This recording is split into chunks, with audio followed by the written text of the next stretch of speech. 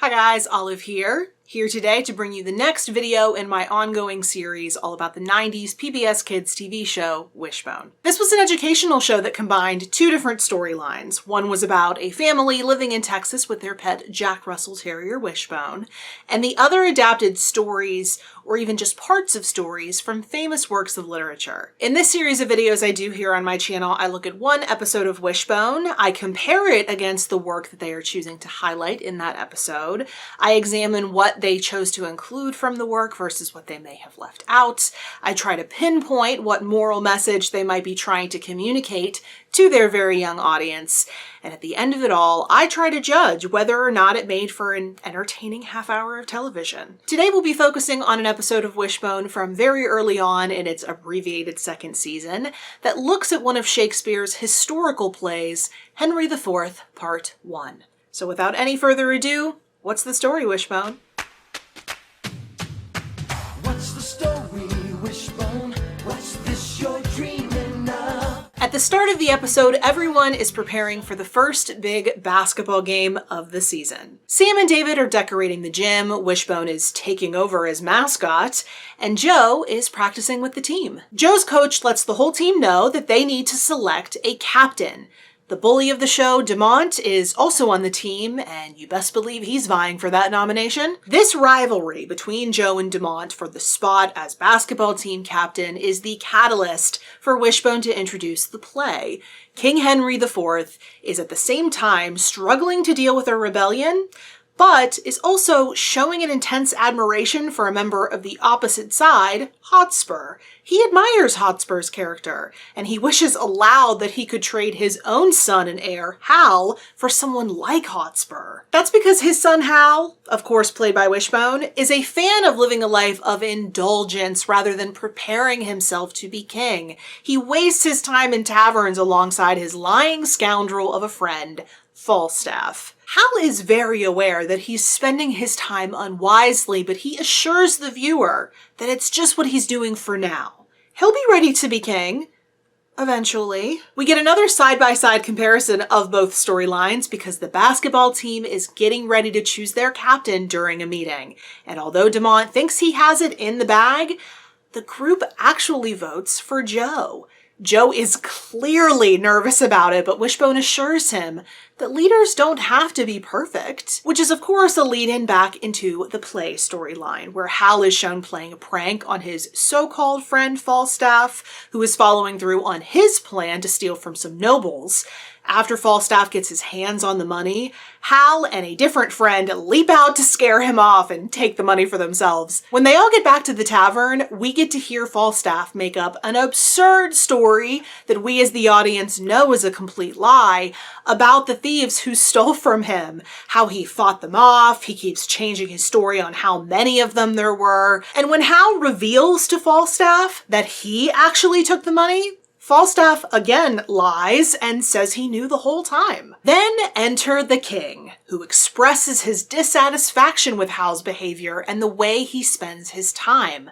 With puppy dog eyes, Hal, aka Wishbone, decides he wants to turn things around and be more himself, as he says, meaning that he's ready to start acting like a future king. The show then sets up two different battles: Joe's basketball team versus the opposing team at the opening game, and the King's Men versus the Rebellion at the Battle of Shrewsbury. Both sides are duking it out in both storylines. Hal finally meets up with the famous Hotspur and actually gets the better of him in a one-on-one battle. However, Falstaff, playing dead nearby, wakes up and claims the victory over Hotspur himself. Hal lets him do it because, as he recognizes, real leadership isn't about hogging all the glory for yourself. And Joe learns a little bit about that when his team is only 2 points down with seconds left on the clock. The only way that they'll be able to secure the win is by sinking a three-pointer. Though he is a jerk, Demont is actually the best one at sinking those, so Joe gets the idea that he'll pass to Demont if Demont is open, but the coach insists that whoever has the shot should take it. At the last minute, though, Joe makes the choice to pass to Demont, giving up his own glory for the good of the team. The biggest moral message I feel they were trying to highlight within this episode is very evident by the actions that happen at the very end of the episode. That being a leader is just as much about lifting other people up as it is about lifting yourself up. I feel that that's very clear. I feel like it's very well demonstrated within this episode, and I feel like that's a very good lesson for kids. But the other message I noticed, the whole leaders aren't flawless thing, I'm not sure really fit the play.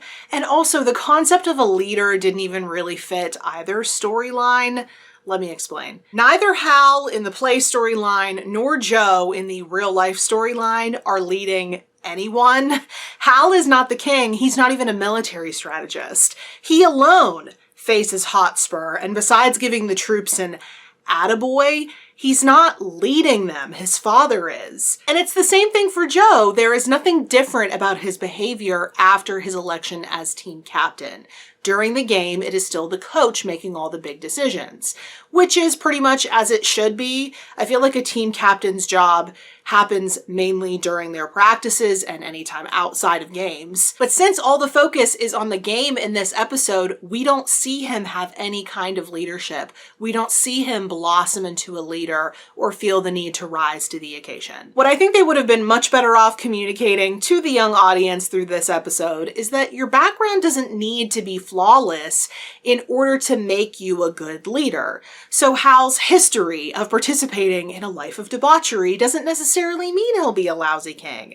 And Joe, although he's not the strongest player on the team, and although he's not as aggressive as Dumont, should still be considered for a leadership position. If the real life storyline had shown this first game of the season as being the basis off of which the team would choose their captain, and if the Battle of Shrewsbury in the play storyline had been Hal's way of proving himself to his father as opposed to showing himself as a good leader, I think everything would have made a lot more sense. However, I did very much love the inclusion of Falstaff. He is by far the best part of the play, and we get some of his lines verbatim, so that was excellent. But on that note, there is a lot of language directly from the play in this episode, which I think might be confusing for kids. For example, when Hal's father, the king, is giving him a tongue lashing about his behavior, he is using a lot of lines from the play itself, and Wishbone is taking what he's saying and putting it into different words, so he's effectively translating it for the audience. Out of the 3 Shakespeare plays that this show has taken on, the other 2 that they did were Romeo and Juliet and The Tempest, both of which I have spoken about in episodes of What's the Story Wishbone.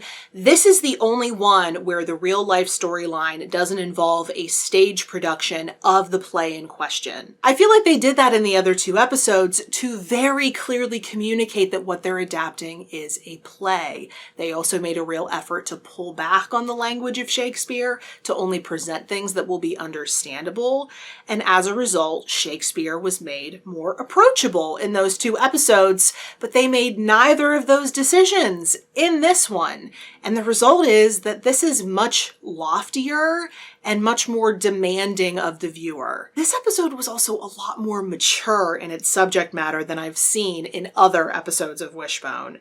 I mean, besides a fight in the Three Musketeers episode that's pretty tame, this episode had the first real show of violence. I mean, we're seeing the Battle of Shrewsbury, which was a real battle. And at one point we see Wishbone playing tug of war with a sword in his mouth. That really happened. I don't know about this one. Again, I do really like the giving up the glory message. I feel like that's fitting, and I feel like that's good for kids to learn. But there's a lot from the play that was missed. Mostly all the political stuff, which definitely matters.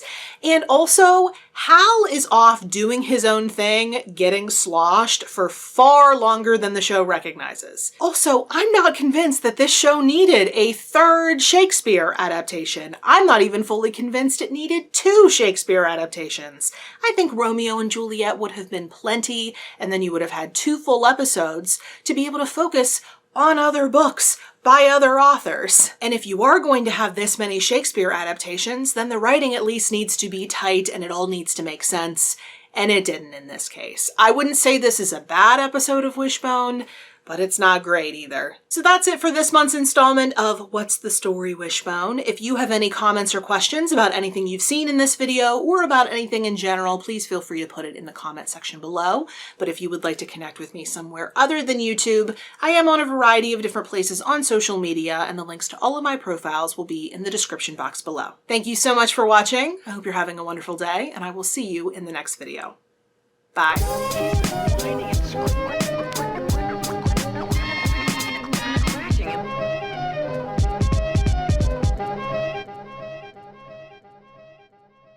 Funding for Wishbone provided by annual financial support from PBS viewers like you.